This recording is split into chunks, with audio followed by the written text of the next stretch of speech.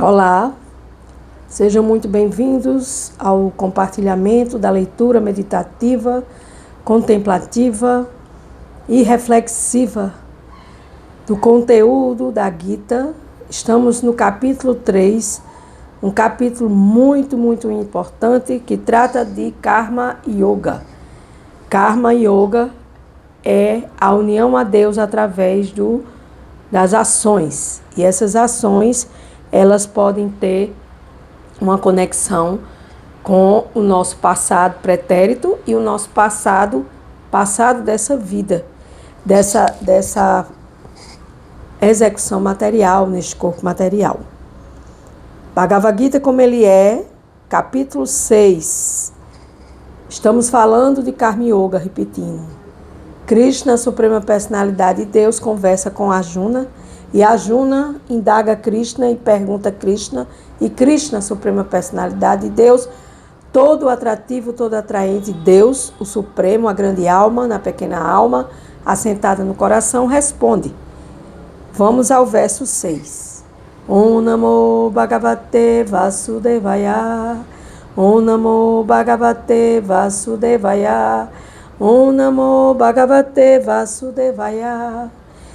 Embora eu tenha nascido na mais escura região da ignorância, esse mundo material, a Bhagavad Gita abre os olhos, abre a compreensão e procura ajudar a expandir a consciência das almas que estão dentro desses corpos materiais, vivendo os 3 modos da natureza material: bondade, paixão e ignorância. Então, não existe nada mais além do que mente, sentidos e falso ego, e também não existe nada mais além do que estarmos amarrados em gunas, em cordas que nos atam às nossas atividades materiais, que advêm da mente, dos sentidos e do falso ego. Senhor Krishna, me permita iniciar a leitura do Bhagavad Gita. Srila Prabhupada, que faz todo o significado e compilou a Bhagavad Gita para inglês e do inglês para mais de 100 línguas. Então, nesse plano terreno, a Bhagavad Gita é lida e escutada por muitos e muitos devotos, digamos assim, pessoas devotadas a expandirem sua consciência e a estarem nessa evolução espiritual de querer se melhorar cada dia, querer evoluir, querer expandir a consciência. Verso 6, capítulo 3. Aliás, verso 6, exato. Verso 6 do capítulo 3, Karma Yoga. Aquele que impede os sentidos de agir, mas não afasta de sua mente dos objetos dos sentidos, de certo ilude a si mesmo e não passa de um impostor. Então, o que é que a Suprema Personalidade está dizendo? Que não adianta se enganar, porque tem que retirar seus sentidos dos objetos dos sentidos. Então, vou dar um exemplo. Nós estamos estudando aqui a Bhagavad Gita e nós nos empolgamos em querer expandir mais esse estudo em grupos. E aí fazemos grupos de estudos com pessoas e essas pessoas começam a estudar empolgadas no modo da paixão. E logo elas atingem a plataforma da bondade. Só que não é uma bondade, realmente uma bondade. Por quê? Porque de certo vai cair em algum momento, se não manter suas práticas de leituras, de ouvir a Bhagavad Gita, de compartilhar a Bhagavad Gita, de dar suas opiniões sobre a Bhagavad Gita, de buscar conversar sobre a Bhagavad Gita com pessoas. Então, nós fazemos o contrário. Nós buscamos colocar nossa cabecinha em coisas materiais e a gente está se iludindo ao mesmo tempo. Porque ao mesmo tempo a gente está entendendo que isso é uma ilusão e a gente continua na ilusão. A gente continua, como diz aqui a Suprema Personalidade de Deus, a gente não afasta a nossa mente dos objetos dos sentidos. Por quê? Porque nós somos uma alma neste corpo material e nós precisamos sabermos agir como alma nesse corpo material. E para agir como alma neste corpo material, a gente precisa afastar a ilusão da gente. E o que é ilusão? Tudo aquilo que nos ilude. Tudo aquilo que não é para sempre nos ilude. Aí pode surgir uma pergunta, uma crítica, uma especulação mental, e aí você pode estar pensando, Mas a gente vai ficar limitada ao mundo material, a gente vai ficar aqui neste planeta Terra limitado, a gente não vai mais fazer nada, não vai mais curtir nada. Vai, só que você vai mudando a sua perspectiva. Porque você está estudando, você estuda 1 ano, você estuda 2 anos, você estuda por alguns meses, e aí você entende que você não é este corpo, que você não é nada que te rodeia, você não é nem mesmo pertencente a essa família. Mas para isso precisa de uma consciência prática, uma consciência do hoje, amanhã e depois.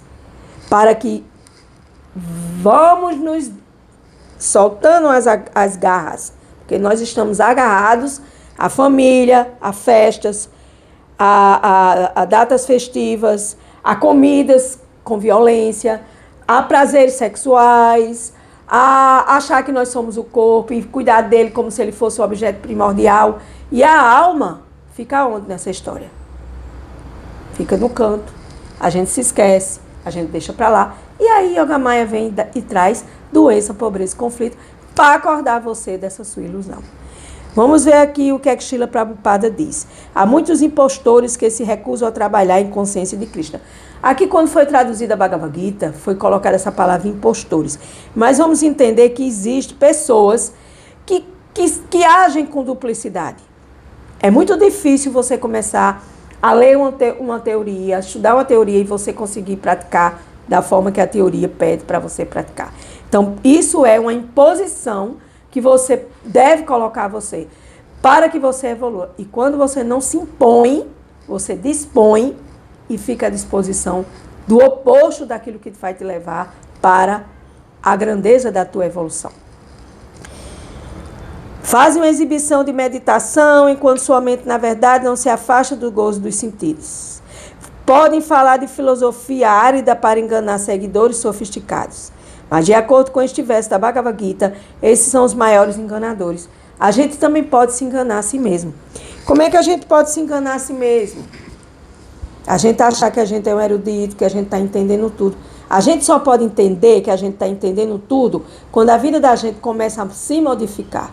Quando você começa a entender que você não quer mais aquilo, que aquilo não adianta mais para a sua vida, que esse relacionamento não vai te fazer feliz, que aquilo ali que você tanto sonhava antes não passa de uma ilusão.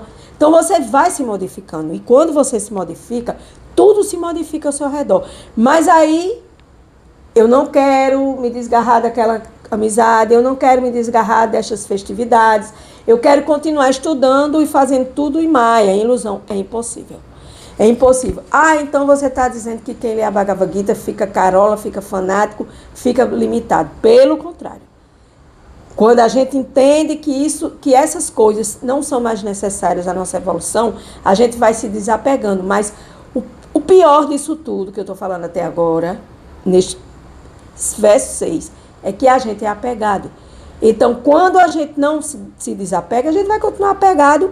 E a gente vai ficar apegado à falta da ilusão, à falta de evolução.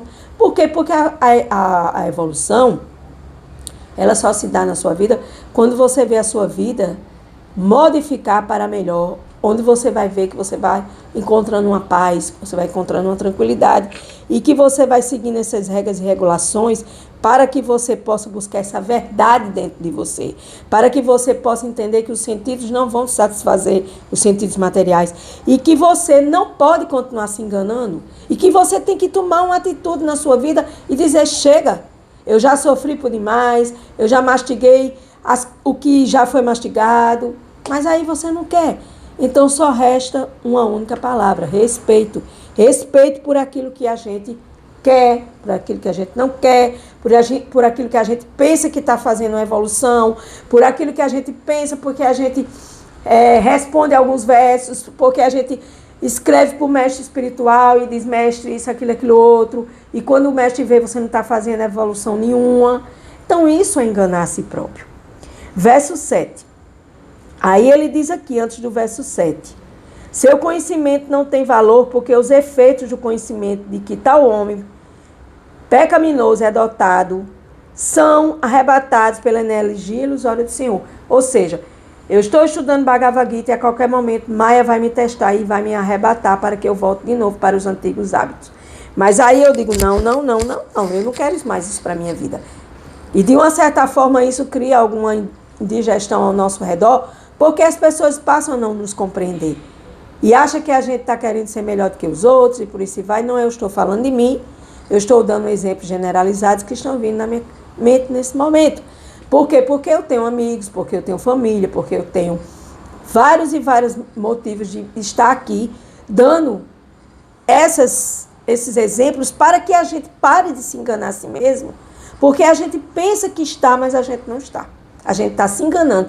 A gente só está realmente quando a gente começa a rejeitar o que é desfavorável e aceitar aquilo que é favorável para a nossa evolução. Por quê? Porque a mente dessa pessoa que se engana e engana os outros é sempre cheia de impurezas. E que essa exibição dos seus resultados do seu trabalho, de suas meditações, de suas declarações, de suas afirmações, não passam e não tem valor algum. Então isso é ilusão. Verso 7. Por outro lado, se uma pessoa sincera utiliza a mente para tentar controlar seus sentidos ativos e passa então a praticar Karma Yoga em consciência de Deus, Krishna, sem apego, ela é muito superior. Então aqui, lá está falando do impostor que se engana a si próprio e ao mundo e a todos. E aqui no verso 7, ele está dizendo que só aquela mente que controla os sentidos e que oferece suas ações para Krishna, eu sou uma mente, eu sou uma alma que caí nesse corpo impuro, que vem de outros e outros corpos impuros. E aí eu preciso limpar esse caminho kármico. Então eu tenho que oferecer os meus produtos das minhas ações para que Deus purifique eles e que me dê, entre aspas, a sua misericórdia dos meus pecados. Em vez de tornar-se um pseudo-transcendentalista, o que é um pseudo-transcendentalista? Mostrar que você está evoluindo sem você estar evoluindo. Para levar uma vida dissoluta e entregar-se ao gozo dos sentidos, é melhor permanecer na própria ocupação e alcançar o objetivo da vida, que é livrar-se do cativeiro material e entrar no reino de Deus. Por quê? É melhor você ter consciência que você não está evoluindo, que você não tem força para lutar contra Maya, que Maya vai desfocar você, que Maya vai colocar milhões de coisas na sua vida, trabalhos, compromissos, prazeres materiais, e que você não vai ter tempo para ouvir a Bhagavad Gita. Aí, nesse sentido, você está buscando um pouco de humildade para que você possa, em algum momento, reiniciar tudo novamente com outro tipo de objetivo. Qual é o seu objetivo de vida? Qual é o nosso objetivo de vida como alma neste corpo? Livrar-se do cativeiro material e entrar no reino de Deus. É apenas esse. Eu vou repetir. Livrar-se do cativeiro material e entrar no reino de Deus. Essa é a meta de alcançar Deus. E como é que eu faço para obter essa autorrealização de que eu sou uma alma e que eu vou me realizar em Deus? Para obter a autorrealização, a pessoa pode levar uma vida controlada, como prescreve as escrituras sagradas, e continuar a executar sua ocupação sem se apegar a essa ocupação e dessa forma progredir. Uma pessoa sincera que segue esse método regulativo está muito mais bem situada do que aquele impostor que faz uma exibição de espiritualismo apenas para enganar a si próprio e a quem está escutando. Então, não sou eu que estou dizendo isso. É esses dois versos. Verso 6 do impostor, do enganador, e verso 7 daquele que já conseguiu se elevar. E aqui no planeta Terra tem mais pessoas que se enganam ou pessoas que se controlam. Infelizmente, muitos são chamados e poucos os escolhidos. Já diz Jesus. Então, nesse processo, por exemplo, ele cita aqui, um varredor de rua sincero é muito melhor do que o meditador charlatão, que pratica sua meditação com o único propósito de ganhar a vida. Então, você não pode estar enganando, você não vai enganar nem a mim, nem ao outro, nem a seu vizinho, nem a sua família. Você vai enganar, você está se enganando a você mesma. E nesse processo de se enganar, você está enganando a Deus, que Deus está sentado no seu coração, está observando tudo, porque Ele é a grande testemunha, o grande observador, aquele que controla, aquele que permite ou não, e aquele que desfruta de nós como suas almas serventes, como nós somos conscientes de Deus e devemos servir a Deus. Verso 8. Executa teu dever prescrito, pois este procedimento é melhor do que não trabalhar. Sem trabalho não se pode nem ao menos manter o corpo físico. Então, novamente, aqui a Suprema Personalidade de Deus diz, trabalhe. Trabalhe porque é melhor do que não trabalhar, porque se você não trabalhar, você vai se passar necessidade. Mas aí, volta novamente para aqui, para o dever prescrito. Qual é o meu dever prescrito? Eu vou trabalhar em consciência de Deus, eu vou entregar minhas ações a Deus, eu vou buscar conhecimento sobre Deus, eu vou tentar fazer o meu melhor para que eu possa não me enganar que eu estou erudita, que eu estou inteligente, que eu sou erudita, que eu sou inteligente e que eu estou entendendo tudo quando você não está entendendo nada, porque você não consegue nem dar continuidade a seus estudos. Você sai fora por diversos motivos óbvios, diversas desculpas do ego, óbvio. Por quê? Porque não tem desculpa. A gente tem que pensar em Deus 24 horas por dia, nunca esquecer de Deus, porque Deus nunca esquece de nós. Então, a partir do momento que a gente se esquece de Krishna, de Deus, aí sua vida é o resultado das suas ações. Há muitos pseudo-meditadores que se apresentam como pertencentes à alta linhagem dos profissionais, que falsamente alegam terem sacrificado tudo em prol do progresso na vida espiritual. Srila Prabhupada mostra aqui o exemplo de pseudo-meditadores, pessoas que se acham que são o bambambam da yoga, que o bambambam da meditação, quando na realidade, teoria, prática e resultado. A gente quer saber como é que vai a vida de uma pessoa, olhe para a vida dessa pessoa. E principalmente para a vida econômica dessa pessoa. Para aquela facilidade que aquela pessoa não tem, para aquela facilidade que ela está correndo atrás de ter, pensando no futuro, agarrado ao passado e deixando de viver o presente, porque o presente é aqui e agora. Então, nessas condições, nós não vamos evoluir. Por quê? Porque tais atividades direcionadas para a consciência de Deus limpam aos poucos o coração do homem mundano do mundo, libertando da contaminação material. Nós somos pessoas contaminadas, temos mente contaminada, coração contaminado e atitudes contaminadas. Pensar, sentir e agir em Maya. Como é que a gente passa a não agir, não pensar, agir e pensar, sentir e agir em Maya, quando a gente entrega tudo para Deus? E isso é o tempo inteiro. Ah, mas como é que eu estou no meu trabalho? Aí vem os mais. Ah, como é que eu estou no meu trabalho? Como é que eu vou entregar? É uma relação sua íntima com Deus. Só você pode direcionar como você vai entregar seu karma, yoga, suas ações para Deus. Então, a falsa renúncia, que é você achar que você está renunciando sua vida, renunciando suas coisas, quando você não está renunciando nada, porque você não se desapega de nada, você continua do mesmo jeitinho, fazendo as mesmas coisas, com a qual se pode ganhar o sustento, nunca é aprovada pelo Senhor, nem por nenhuma escritura religiosa. De modo algum devemos substituir por meio de algum trabalho. O trabalho não pode ser abandonado. Por quê? Porque precisamos trabalhar. Qualquer um que esteja no mundo material, que se contamina com essa propensão a dominar a natureza material para o gozo dos seus sentidos, vai estar sempre poluindo sua mente. Você escuta a Bhagavad Gita, você lê a Bhagavad Gita, você estuda a Bhagavad Gita e você faz exatamente o oposto do que você acabou de escutar. Sem fazê-lo através dos deveres prescritos. Quais são os meus deveres prescritos? Minhas obrigações materiais. Nunca devemos tentar ser pseudos transcendentalistas ou pseudos eruditos, pessoas que se acham inteligentes, que acham que falam bem, que sabem de tudo. Entendeu aqui, ó, mentalmente. Mas na prática é zero. Na prática só faz 0,5%. Então, isso é você não renunciar ao seu fruto do seu trabalho, você não trabalhar a sua humildade e você viver achando que você é aquilo que você não é e também vivendo à custa dos outros, que isso é o pior. Verso 9. Deve-se realizar o trabalho como um sacrifício a Deus. Caso contrário, o trabalho produz cativeiro neste mundo material.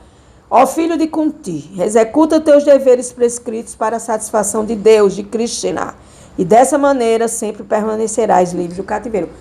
Tudo que eu faço, tudo que eu como, tudo que eu dou, tudo que eu recebo, eu entrego a Deus em gratidão, em devoção, em união amorosa a Deus. Já cantei aqui e humildemente resumi o que acabou de falar aqui no verso do Senhor Krishna.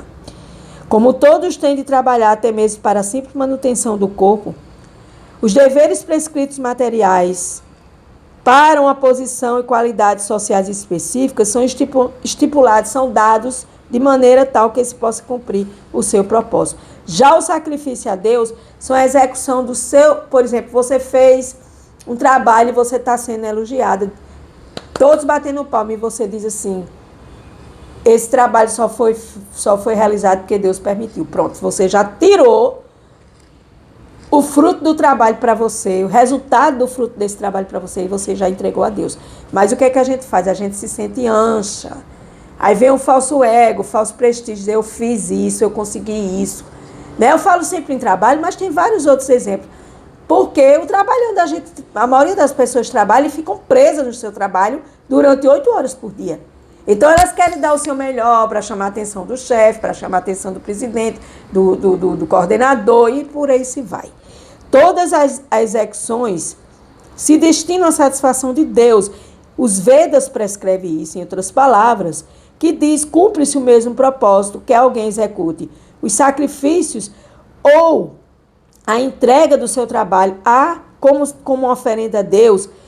Nesse processo devemos satisfazer o Senhor Vishnu, o Senhor Krishna, Deus, simplesmente Deus.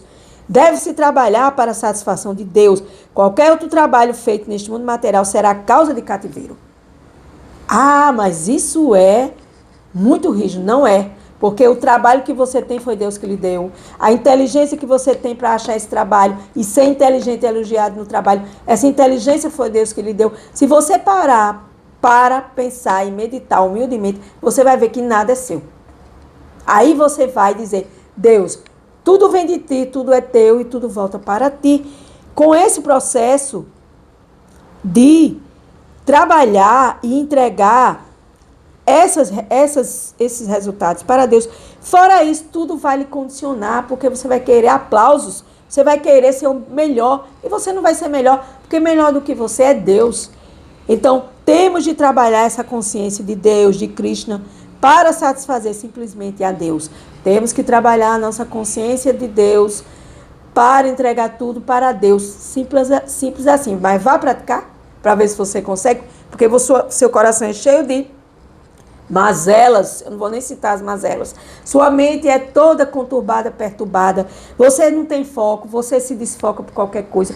Você pensa que ouviu uma coisa e reage de outra forma. Então, onde está todas essas impurezas? Dentro da mente e do seu coração.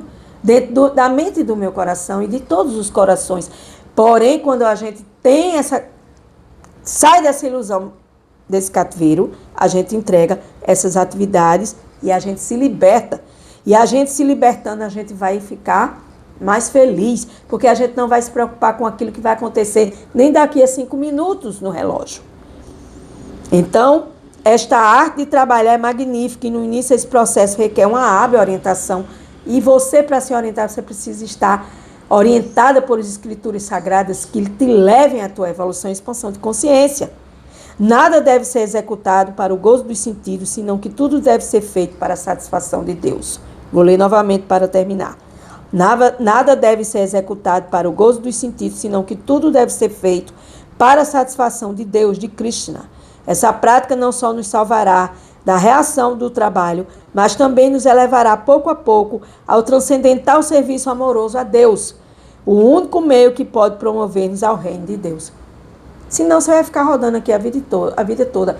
Lembre-se que eu estou sempre um exemplo da roda gigante. A roda gigante gira, você desce, faz tudo errado, volta de novo, vai-se embora, roda de novo e desce. Vai começar de onde você deixou. Dali para frente. Para trás nada se perde. Conseguiu evoluir 0,0,5, vai partir do 0,0,5. E assim é, porque não sou eu que digo. Eu apenas leio. O trabalho deve ser entregue a Deus. Os frutos do seu trabalho devem ser entregues a Deus. Você não faz nada, meu amor, porque você é uma alma que serve a Deus. Então, o proprietário dos seus trabalhos é Deus e não nós. Com gratidão, eu encerro mais um dia da leitura meditativa Bhagavad Gita, como ele é, Karma Yoga, terminando aqui no verso 9. Gratidão.